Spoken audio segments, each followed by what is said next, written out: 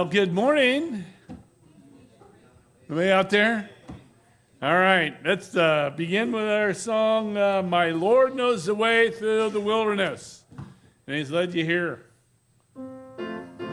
Some of you, thanks for coming to visit. Ready? My Lord knows the way through the wilderness. All I have to do is follow. My Lord knows the way through the wilderness. All I have to do is follow. Strength for today is mine all the way, and all that I need for tomorrow. My Lord knows the way through the wilderness. All I have to do is follow. All right, and what's following is some puppets. Oh. Okay. Good morning. Okay, so we got some I get to do the announcements today. Lucky. Why? I do the announcements. You always do the announcements. Exactly. But I want to do the announcements. No. I want to. Nope. Announcements. Nope, I'm My doing announcement. Okay, so for announcements this morning, Wendy. Hmm? You do the first announcement.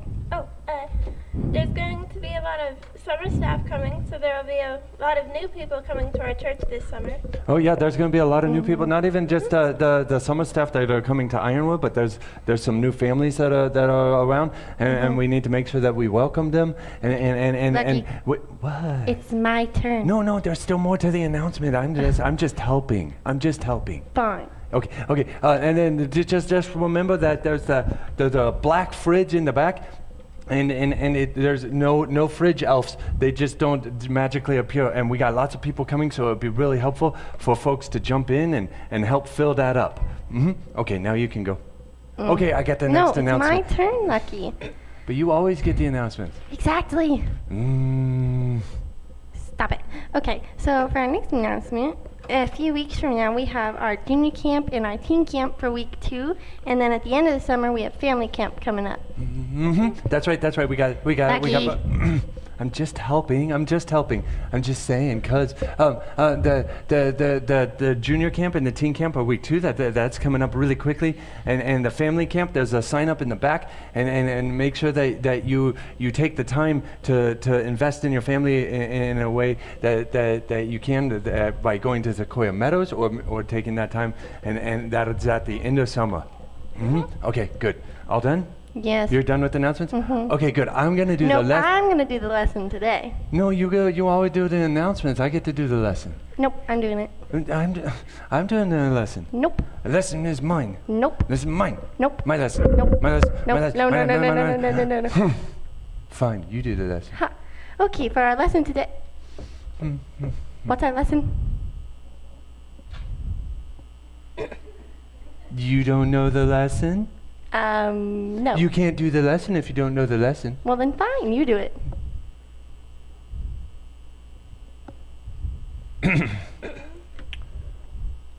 Why don't you do the lesson today? I'll let you go. No, it's your turn. You always do the lesson.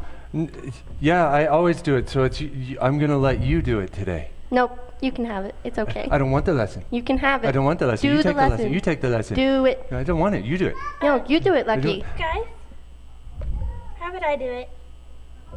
That works. Yeah, you do it. Romans 12:10 says, "Be kindly affectionate to one another with brotherly love, in honor, giving preference to one another." Oops. Well, I preferred her. I said she could do the lesson. I said you could do the lesson. Yeah, you said I couldn't do the announcements, though. They were my announcements. But that's just what... That's not what it means, guys. What? It means putting them before yourself and treating them kindly and with love. So you're saying that it shouldn't just be about me, that I should let others be part of what's going on? Exactly. You're saying that I should show kindness and put their needs above mine? Yep. And let them have turns sometimes. And not be the centerpiece of the conversation? Yep. And actually not just be looking out for myself in what I say or what I do or how it benefits me, but I need to be looking at how it helps others? Mm-hmm. Tell you what, you can do the announcements. No, you can do them. We'll figure that out later. But I think this is actually a really good lesson for the kiddos, but also for the adults, because oftentimes I think we think of this as a kid verse, because it's about preferring one another and loving one another like a brother, and we're like, yeah, it's not about me. It's about others as well. But us as adults, I'm an old adult, but with us as adults, we need to be thinking about this too, because we need to be showing love and kindness and being preferring of one another as well, and putting their needs in front of our needs. This is a good lesson. You did a good job. Thank you. We should learn it next time. For us at the fort, wait, there's youth group is in the library, and the adults are staying here, and the kids, you know where to go. But for us at the fort, ole! Ole!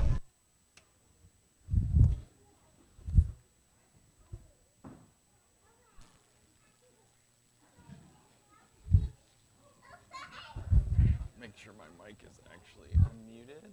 Okay, we're good.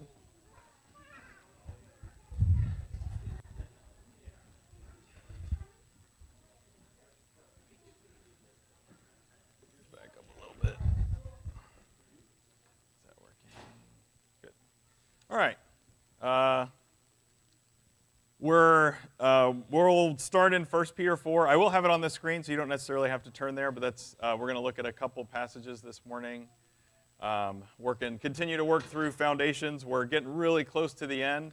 Actually, I think Josh is wrapping us up next Sunday. Yeah.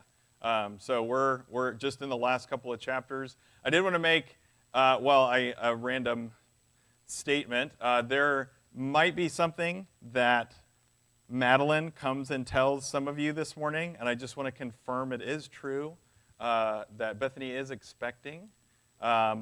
So I'm just telling you because we told our kids on Friday, and she's due in December, but we told our kids on Friday, and I just was like, it might be a little awkward if like Maddie comes up to you and says, my mom's going to have a baby, and you're like, what is she, but if she shares it with you, it is accurate. So that's one thing. And the other thing, it's not really connected, it kind of is connected. We're talking about stewardship this morning as a failed example, kind of. I failed at stewarding my back yesterday. I know, Tyler and Bryce know. I'm not going to get into the details. The short version is we went to the lake, and I was jumping off the high dive a couple times and then decided I'm going to try something. Didn't go well, and my back is actually bruised. I have like on my, I'm not going to show you. I'll show Tyler later, maybe.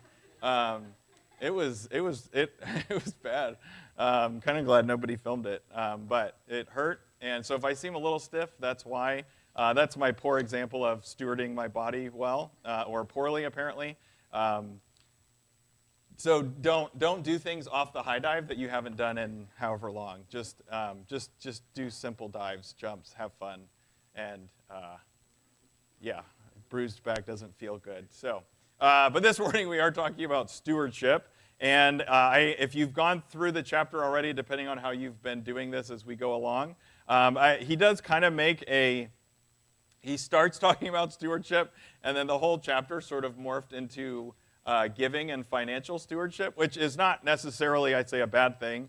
I think I'm kind of I don't like, salesmen. Like if I feel like you're starting to make me feel pressured into doing something, I'm somebody that's like, I'm out. Like if you're trying to, or like the bait and switch, like, oh, it's this. I kind of felt that way reading it, where I was like, oh, stewardship's actually really important. And then the whole chapter turned into financial stewardship, which is fine. I'm just going to say we're going to kind of start like he did and saying we're going to look at stewardship broadly. And then we will look at principles of like giving and financial stewardship, which are important. But at the end, I'm going to actually kind of come back to it because I do think, again, I say the idea of stewardship is more than just finances, which finances are, of course, a part of that. But I do think it is important to process the topic of stewardship on a broader scale of the things in our lives, not just our money. But again, money is important, and it is a part of stewardship. But when we talk about stewardship, we're not just talking about money. So we'll kind of do what he did, do the overview of kind of understanding it broadly. look at some of the principles of giving, because he really does give some great thoughts and principles and like the motivation of giving and all these different things. But we'll circle back at the end to make sure we understand that there is a broader context to it. So, but as we get into it, it is important, again, recognizing when you're looking at some of the wording that's used in Scripture, the core idea of a steward, you kind of have this idea of a manager of someone else's resources or possessions. You have sort of the negative use. If you study, it's kind of a parable in Luke 16 where Jesus is talking about like the shrewd steward. He basically finds out he's going to lose his job, so he kind of works things out. So when he does lose his job, it works out for him in some way. But it's this guy, you have him making decisions on behalf of someone else. So I don't own the things, but I have the authority to make decisions over things. Now, when you want to look at a positive example, he's not necessarily called a steward, but I think as far as a practical example, if you're looking at Genesis with Joseph in Potiphar's house, that he essentially ends up being in charge of Potiphar's entire home. And so you have this idea of Joseph didn't own Potiphar's stuff, but he had the authority to make decisions as if he owned them or with the authority of the owner. But he was not the owner of it. He was, we use the word manager, but that idea of managing something that belongs to someone else. And so when you're looking at stewardship as far as Scripture is concerned, there is sort of this idea of understanding that we don't own everything, but we have been given everything, and so we need to manage it well. And so that's where I say this broader topic of stewardship, the reality is it touches on a lot of other things other than just finances, but finances are included in that. The first passage, again, if you don't turn there, it's okay. I've got it up on the screen. 1 Peter chapter 4. Again, we're kind of plucking a verse out. This is a chapter, this section is on like spiritual gifts. But it is an important sort of foundational principle as you're looking at the topic as a whole. Peter says, as each one has received a gift, talking about like spiritual gifts and things from God, minister it to one another as good stewards of the manifold grace of God. So again, he's talking about spiritual gifts, but his basic point kind of at the end of this like section of the chapter is you've been given something by God, God's graciousness, you've been given this thing, and it's a gift. And it's interesting that he says you're going to use this gift to minister, or it's like the idea of like you can almost say like a waiter, like you're attending to the needs of someone else, that you're using it to attend to the needs to serve one another. So your spiritual gift wasn't given to you for you. Your spiritual gift was given to you for you to use for other people. Now you could go into the church, like what's the purpose of the church? Well, actually, biblically, a part of that is God's giving you a gifting. So being a part of a church, using your gifting, it helps the body function as it ought to. But again, you're using your gift that God has given, but God has given it to you. You use it for the benefit of other people. And then how do we do that? As good stewards of the manifold grace of God. And so what's the purpose or why? You need to steward well what God has given you. Now, he's talking about spiritual gifts. And the idea is, again, you are a steward of God's grace in your life, that God has been gracious and, again, giving you something that we don't deserve, in this context, a spiritual gift, and you need to steward it well, be a good manager of what God has given you, a steward of the manifold grace of God in your own life. So it adds an important foundation to this broader topic and even the applications of what stewardship is and what it looks like. The way that we steward, the way that we manage what God has provided is actually a way to glorify Him. And if you remember, Josh talked about this last week, God's glory, it is, we say to a certain extent, that physical manifestation of who He is, so that who God is in a visible way, not visibly seeing God, but as a representation. Am I representing God so that He's glorified and that people are pointed to Him and see Him, as opposed to, again, a spiritual gift, as an example, is not about me, my gifting, what I can do, the attention it brings me, the credit it brings me. The reason I have a spiritual gift is to serve other people so that they see God. And so it's like, it all kind of comes back to that basic premise. But again, this is what we say, well, hold on. He's talking about spiritual gifts. So what does this have to do, again, tying into stewardship? Now, this is a really good quote he had. It was on page, if you have the book, you can turn there. If not, I'm just going to turn. But it was at it's the top of page 124. He said, to be a steward is a great privilege. It is also a great responsibility. And so the reason this principle from 1 Peter 4 is so important is because it's not just use your gift to serve other people, amen, move on. There is sort of this, it is a privilege that God has given you something that is so valuable that can be used so well to glorify Him. But there also is this added weight of, as a good steward of the manifold grace of God, it adds this layer of understanding. It is more than just a privilege, which it is actually a responsibility. And so you think about the process of being given more responsibility, there is a sense of a weightiness that if you're at your job and you're being given a promotion, of course, maybe there's like pay increase, wahoo, but that more often than not, that pay increase comes with higher responsibility, higher accountability, or at least it should to some extent. So you have this idea of it's a privilege, like, oh, this is neat, this is great, but now it's saying, oh, hold on though, this is something I need to take seriously. I need to make sure that I'm processing this. It is a responsibility, and I need to make sure that I do it well. Or at least I should say I do it biblically. So if being a steward of what God has provided is so important, this like serious responsibility, I do think it's critical to make sure you kind of ask the question, so what exactly am I a steward of? Because if being a steward of God's grace in my life, it's a privilege, but if I'm like, well, hold up, it's a responsibility. Like this is something I need to take seriously. I do think practically you have to step back and go, well, okay, so spiritual gift, 1 Peter 4, that makes it clear. God's given me something that I need to steward well, which means using it to serve the needs of other people. Again, that would be specifically in the context of the local church. It doesn't mean people in our life don't benefit from our spiritual gift necessarily, but the focal point of the exercise of those things are within the local church. That's an important aspect. But again, what else though? If a steward is someone that manages the resources and possessions of another, what, quote unquote, resources and possessions of God am I supposed to steward well? So we go to this next passage. This is 1 Corinthians 4:7.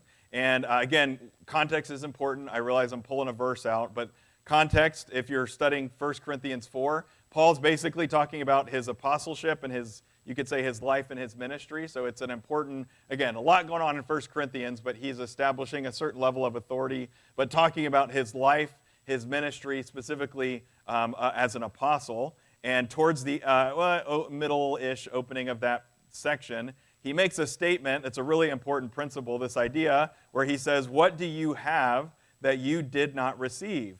Now, if you did indeed receive it, why do you boast as if you had not received it?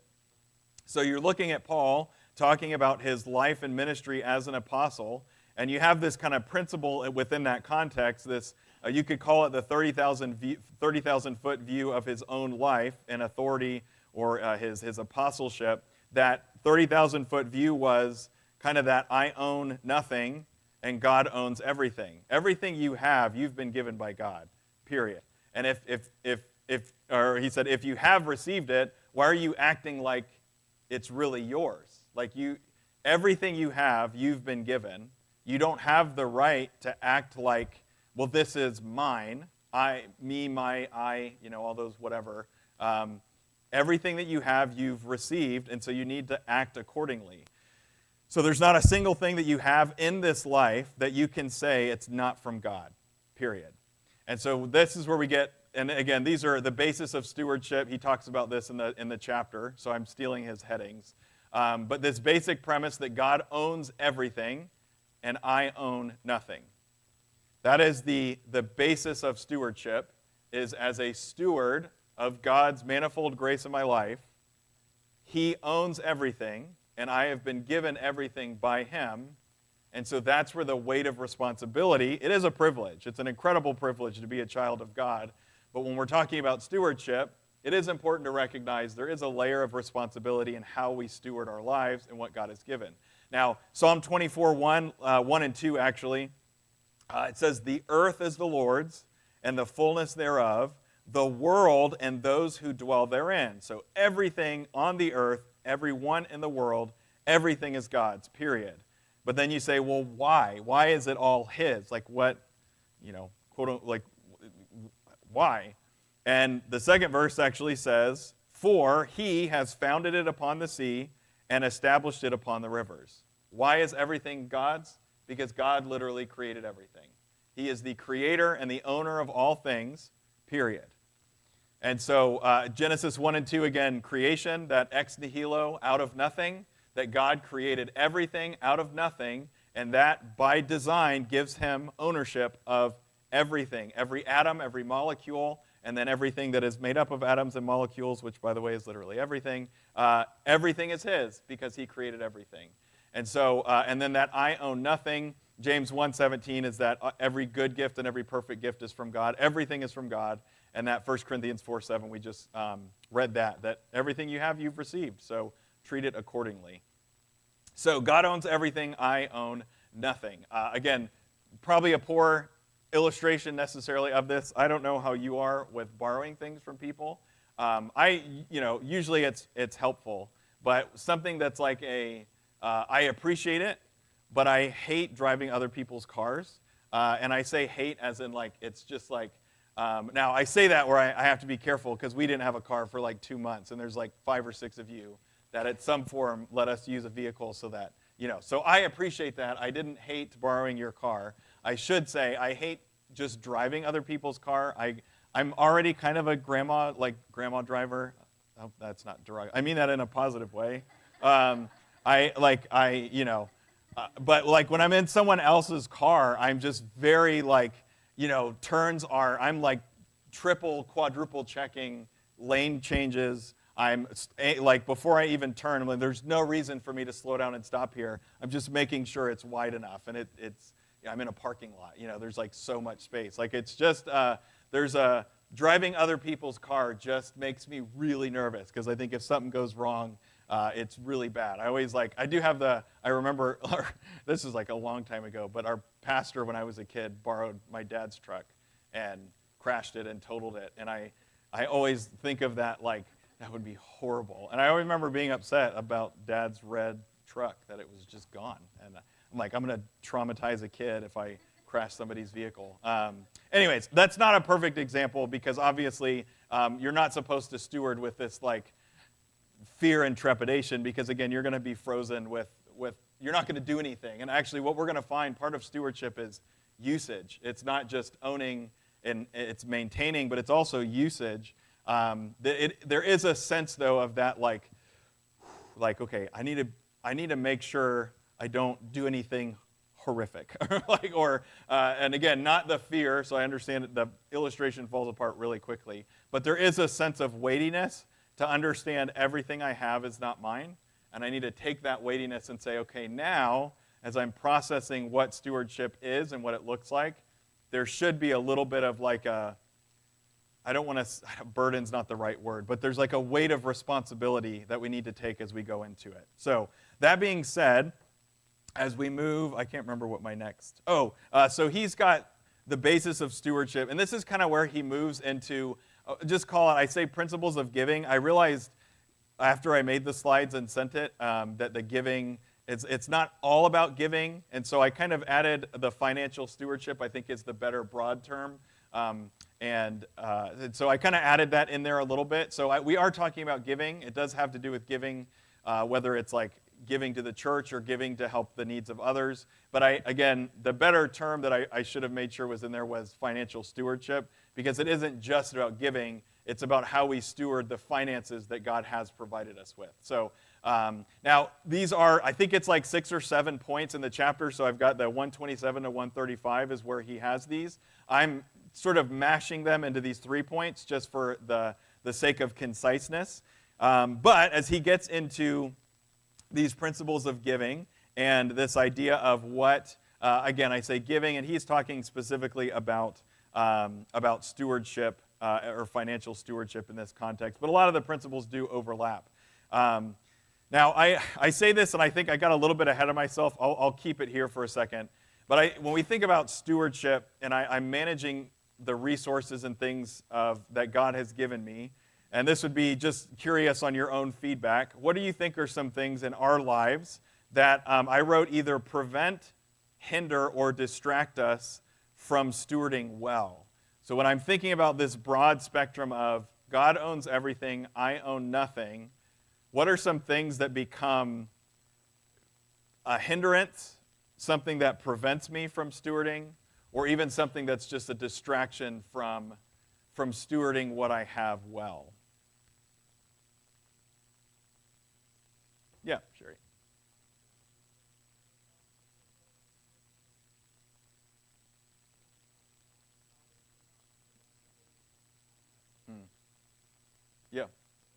Yeah. Yeah, even just, actually, we're going to talk about that. That for sure is one of feeling like the security and then saying, well, actually, where does my security rest? But sometimes that anxiety is one that keeps us from actually, again, that's why I go back to usage. Part of stewardship is usage. And that anxiety can actually keep me from using what I have in the right way. I saw, yeah, Mr. Walt.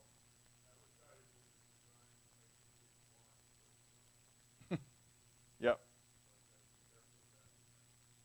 Yeah, we're going to talk about that as well, but it's processing what do I actually need, what am I actually using, and then what's just, am I hoarding? Like what is, or am I chasing something that I really don't need? Josh, did you have a hand up?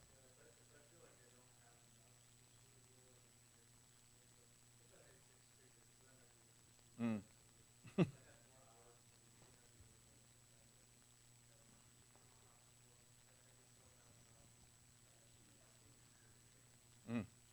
Yeah, we'll talk about that as well, actually. It's not easier to give when you have more. But we'll talk about that in a second. So, anything else? Yeah. Mm.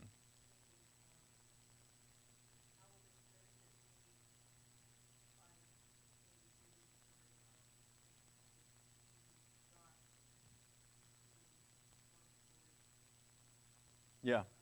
Yeah. So he had a really good, it's a quote, he's quoting, I'm quoting him, quoting somebody else, but he had a quote from A.W. Tozer. The book is The Pursuit of God, which you haven't read it is a really good book. But I think this touches on a lot of this general idea, but he said, there can be no doubt that possessive clinging to things is one of the most harmful habits in life. Because it is so natural, it is rarely recognized for the evil that it is. Now, as we get into this is where I say this topic gets really touchy really quick because it has to do with our stuff, and all of our stuff is in ours. So when I start talking about finances, I have to go through the filter of everything I have, God has given me. But again, when I start looking at the things I own, when I start looking at my house, I start looking in storage. There's nothing that I can lay my eyes on that is in my possession that is actually mine.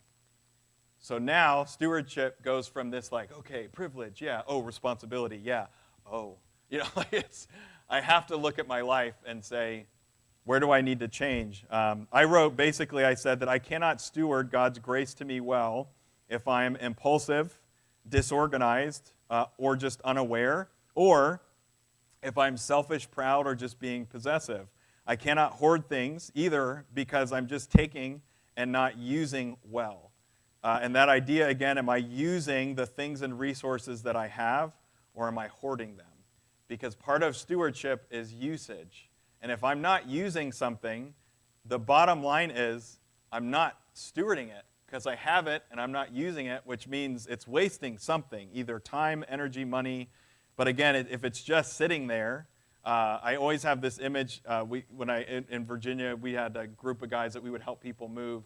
And again, not as it hopefully doesn't come across as critiquing, but I do remember this older gentleman that he was moving from Virginia to Tennessee, and we were going through his garage, and he had unopened tools. I mean, dozens of these unopened routers and all these different things that were from the 70s, and they still had the tape on them, and I just, barely, but I just remember thinking man, he's got all this stuff. It's just some of these tools are amazing. They're really, And again, there's different reasons that happens, but I always have that image of this dusty, high-quality tool that, okay, yeah, maybe it's 30 or 40 years old, but I mean, it works. Like, it would be a really handy thing to have in my tool shop, and it's just been sitting here for, and again, maybe it wasn't, that's why I say, I don't know all of the details of how long it had been there, but it looked like it'd been there a while. And I just think this really nice skill saw, this really nice router, all these things that could be really useful if they were being used. And I just have that image of, are there things like that in my life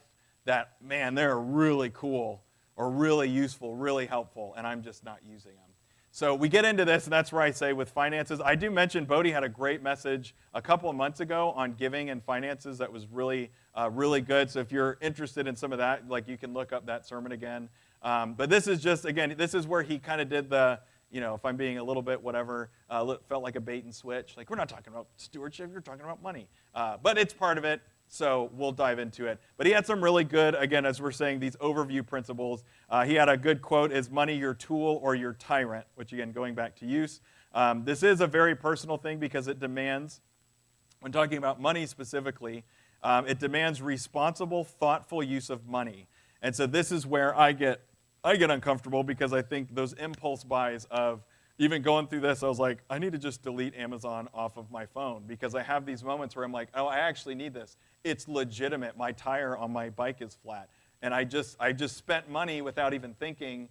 And I'm like, okay, maybe I have it budgeted, but it's still this impulse of, I need it, I bought it, it's done, wahoo, I'll get it in the mail, hopefully in a couple days, and we'll go from there. And I just, like these moments where I just wonder, I'm not being intentional enough in the way I'm spending money, even if it's something I need, it's the execution of it is very impulsive.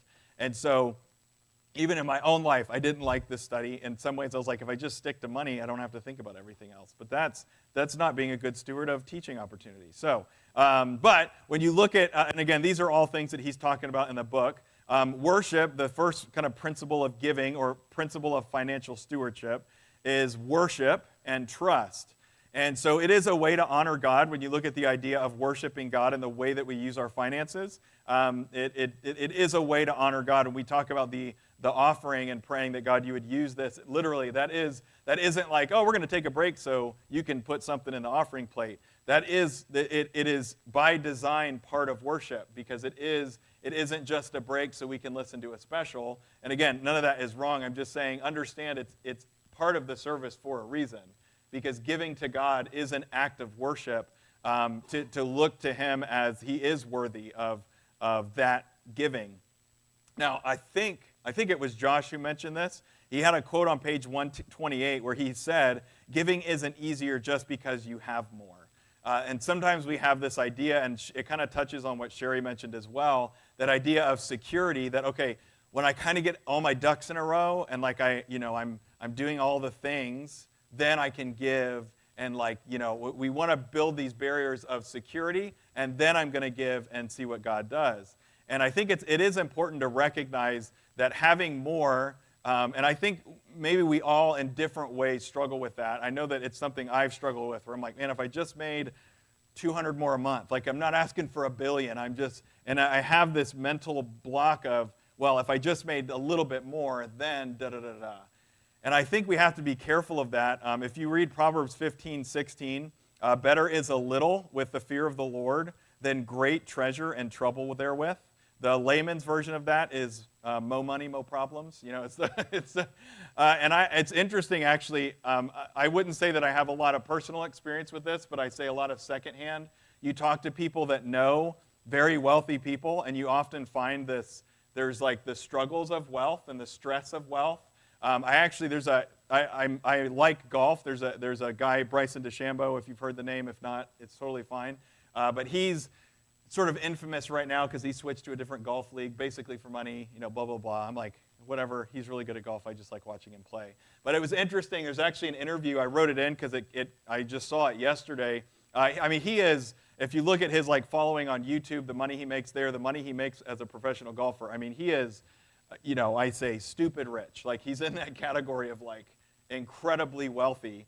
And it was fascinating to read this interview with him where he's talking about the the thing that he never had processed. I mean, he's a young guy. I think he's like 28 or 29. So a wildly successful, he's won major, so I mean, he's a successful guy as an athlete in the golf world. He is unbelievably wealthy and rich, and you have him talking about the isolation of wealth, that he has a really hard time developing close relationships because he doesn't know, is this dude just trying to be friends with me because he knows who I am? Because is he just trying to get on my social media, like YouTube stuff, because they want to get their own following?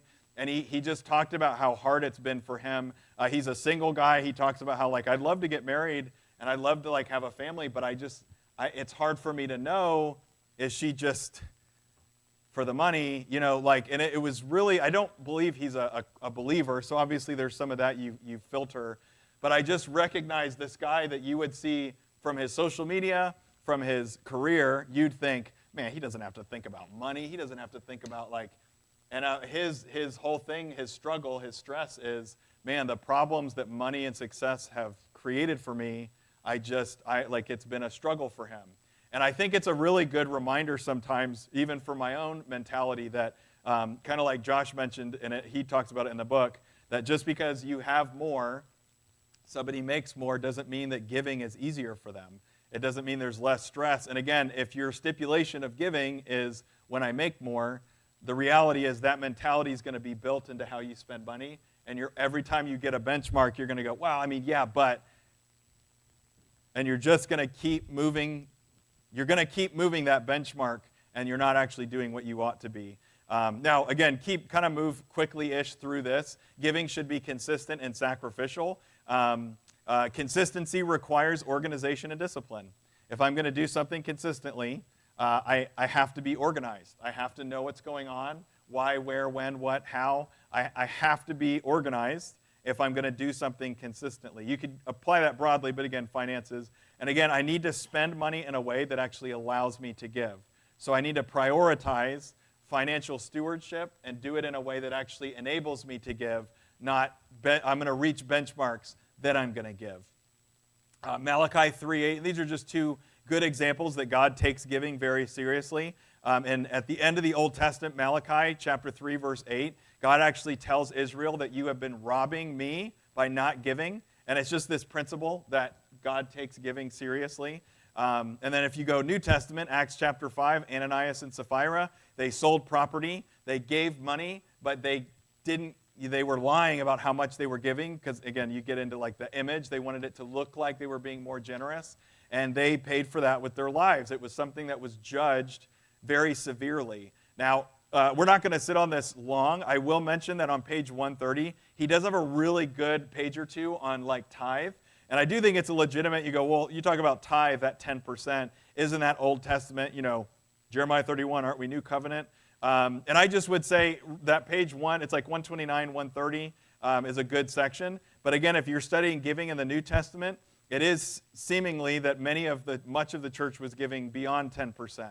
And so even if you're saying, well, we're not doing the tithe anymore because that's Old Testament, I'd say, well, then study giving in the New Testament, and it is actually a bigger deal. And again, not sitting on that super long, but it is important to recognize that this giving sacrificially in the local church, and you talk about, there is a sense of that in the New Testament, and it's something that is important to process and work through, and then look at your own life and saying, am I doing what Scripture says I need to be doing as a way to help and support the ministry that I am a part of? Consistency demands organization and discipline. Sacrifice, we say sacrificial, it is a sacrifice to give. It's not easy. There is, you have it mentioned in different ways, things that security and anxieties and things that I think I can prevent or help if I just do this or this. And it doesn't mean you shouldn't do those things necessarily, but it does come down to this idea that if you are going to give, it is going to be a sacrifice. If you're just waiting till you have extra, that extra is always, you're always, I went to the auto place yesterday expecting to spend one amount, and you're like, oh, well, let's take care of that. There's just always unexpected things that come up where you say, when I have more, I'll give more, but you just never know, again, what's going to happen in life. So, again, you go back to discipline, organization. We need to do that, all of us. And then sacrifice demands me to prioritize God's word and God's work, not my own goals or desires. And again, it's important to recognize wealth and money in and of itself is not evil. It's not wrong or sinful to be rich, but you do have 1 Timothy 6:10, the love of money, not money. The love of money is the root of all kinds of evil. Hebrews 13, keep your life free from the love of stuff. Be content with what you have. So there's a lot of important things there. And then a key passage is 2 Corinthians 8:9. If you're, again, he actually pulls most of his principles out of 2 Corinthians 8:9. But giving should be willful. It shouldn't be manipulated. And I think, oh yeah, here we go. Giving needs to be joyful, intentional, and selfless. It should be willful, not manipulated or forced. It's a decision that you need to make for your situation. It can't be something that is manipulated or forced by others. And it needs to be cheerful, and that goes back to worship. That I am cheerfully worshiping God, and I'm expressing trust and confidence in God by saying, I'm giving this to you, even though everything inside me says I need it to take care of my family, or I need it to. Now again, it isn't, and he talks about this, it's not talking about irresponsible, just like, everything, let's see what, like, it's not being a vagabond.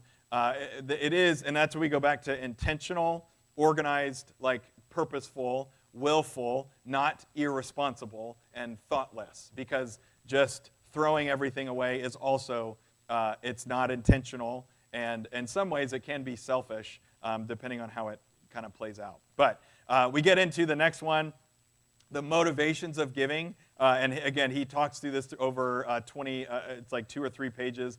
But the motivations of financial stewardship, again, giving as part of that, but financial stewardship as a more broad topic. Obedience, remember that God does demand it. So, period. It is a matter of obedience to God. Number 2, love. We talk about love for God, but also, again, love for others, love for his church, love for the people in our lives to meet needs. So it is love for God, remember worship and trust, but also to love and serve other people, to love your church, to give to your church, that the church can do ministry, that you are also a part of. And so there's a lot there as well. And then gratitude, I think this is an important one as well, that good stewardship actually feeds gratitude. So when you talk about, I think as Mr. Walt mentioned that idea of advertising and things of, they're trying to convince you that you need more. If you are a good steward of what you have, it actually helps you properly value what you have and the gratitude. So being a good steward of what God is giving you actually helps you to be more grateful for what you actually have. It helps me not to take those things for granted.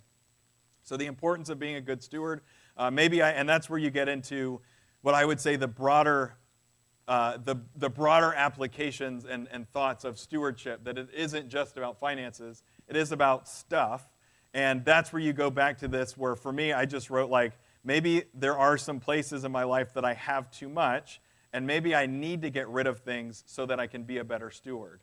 And sometimes getting rid of something is actually the solution, or part of the solution, I should say, to being a better steward. If I have too much, like I remember we had it was a German Shepherd we had for like about a year, and we had we had 2 kids at the time, and it just, over that kind of year, you realized, this dog is, well, I was going to say I love this dog. I didn't actually. I did parts of it. It was fun. But there was like a reality for us that it was like, it's so much of a distraction. Like I want to be a good steward of this animal. I want to take care of it. But it's actually something that's distracting me from being a good steward with my kids. My son is terrified of this dog. That's not fair. He's 3 or, at the time, whatever. So again, you get into this, like, I think practically in my own life where we had to actually get rid of something. Now, we gave it away to a lady on the farm, not just like, they're in a better place. Like, we found a good place for the dog, okay? I remember, like, there was a lady that had this huge farm in Virginia. She took it, and I was like, that is literally heaven for, not, heaven. Like, it was actually heaven for a dog. Yeah, a better place. That's why I think I remember our kids saying that at church, like, oh, she's in a better place. I'm like, no, like, we didn't shoot her. She was beautiful, beautiful German Shepherd. But I just say that for us, that was a practical, like, we needed to get rid of something to be able to be a better steward of the baby that was coming and the kids that we had and some other things. So again, just recognizing sometimes good stewardship is, what am I not using? What's a distraction or a hindrance? Do I need to get rid of it to a better place, or whatever it is? Because sometimes it is just, stuff that it's like it's just there. I'm not using it. If you're not using it, you're not stewarding it well, period. And so part of stewardship is usage. And then blessings of giving.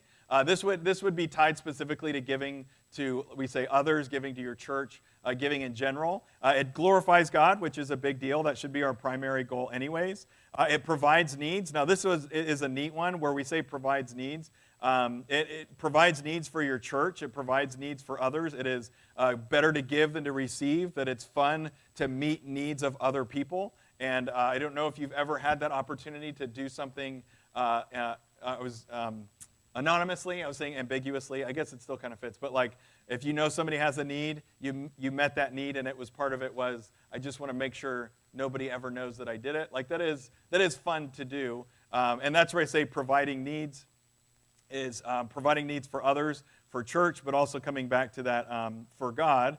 And you read Philippians 4 that God cares for those that care for others. It's not a promise of financial prosperity, but a reality of when I'm caring for the needs of others, there is a benefit in saying, but I trust that God is going to care for me. Again, not prosperity, but there is you talk about that willingness to give that God provides and cares for people who provide and care for others. And again, I know I just said it like 3 times, but it is important. That's not the Joel Osteen prosperity. It's a promise of Scripture, and it's a motivation to be generous. Hebrews 6, 2 Corinthians 9, there are spiritual rewards leading to value what's eternal, not temporal. And again, Matthew 7, where your treasure is, that's where your heart is. And then produces joy. Again, it's fun. It's fun to meet needs. It's fun to see God meet needs and to provide. So as we kind of get to the closing, I don't want to eat up too much time. So just a couple closing thoughts. I sort of asked the question, I'm just interested. So we say stewards of what? Because again, we talked a lot about finances, but remember in the beginning, stewardship is I own nothing, God owns everything. And this is just, I'm interested if anything in your own mind or maybe from your own life or just, again, as you're thinking, what are some important areas of our life to process stewardship in? So I know we talk about money, obviously, and then we kind of, even spiritual gifts we mentioned, but in your own mind or maybe even in your own life, what are some things you're like, oh man, this is something that I've had to process stewardship? Yeah. I think time. Yeah. Mm-hmm. Yep. Yeah, stewarding your time well, redeeming the time, for the days are evil. Was it Psalm 90, teach us to number our days? There is those principles of use your time well. Good. Anything else just in your brain you're like, yeah, Mr. Walt?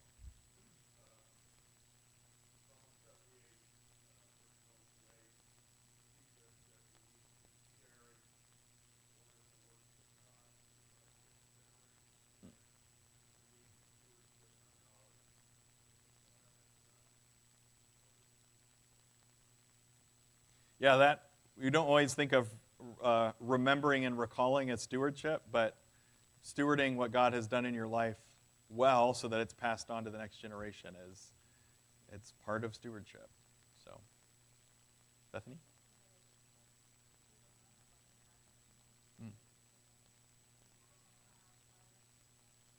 Yeah, relationships, taking advantage of the opportunities that God gives you with people. Good. I throw this up really quick. So these are just ones I wrote down. Some of you, we got it, but resources, so the things that God's given me, opportunities, money, skills, gifts, family, children. You read Psalm 127 that God's given you a family, whether it's extended family or, again, if you're married / you have children, that you are a steward of them, that you need to care for them in a way that honors God. And so, again, we look at all this, we say, what are we stewards of? Just having a little fun with it. Literally everything. It's everything. And Woody's face sometimes probably expresses the way we feel about stewardship. There's nothing that stewardship doesn't touch. And hopefully, I should have photoshopped a grin on his face, raised his eyebrows a little bit. That it's something that, again, this is not the weight of borrowing someone else's car, and so don't mess it up or you're going to have to pay for it. It's not that, but I do think that reality of, remember, everything is owned by God. I owned nothing, and I need to care for it accordingly. And just this closing thought, when we say just a summary of stewardship, I need to value, use, and maintain what God has graciously given me. And I say value hold it in the esteem that it is, the graciousness of God. And I think usage is important, and I think that's the one when you talk about key takeaways from the chapter. That's a big one for me, because I have to step back and look at my life and say, are there things that I have that I'm not using that are just taking up space, time, energy? And I have to say, if that's the case, if I'm not using it, I probably need to get rid of it so that I can better steward what I have. And then maintain is another one we don't always think about. Like, maintaining your vehicle is good stewardship. I'm doing something now to prevent a bigger issue. Again, I'm not in control of every problem. As Simon would know with our Kia, sometimes the transmission just blows up. And that wasn't from a lack of maintenance, but again, that was also, again, you see God's provision and so on. But I'm just saying, maintaining something, in a sense, controlling what you can, that's a part of maintaining it, caring for it, is a part of stewardship. So that's the last thought I've got. So if you've got any questions, let me know. I'm going to cut off just because of time, but we've got service in about 9 minutes, so we'll see you back in here soon.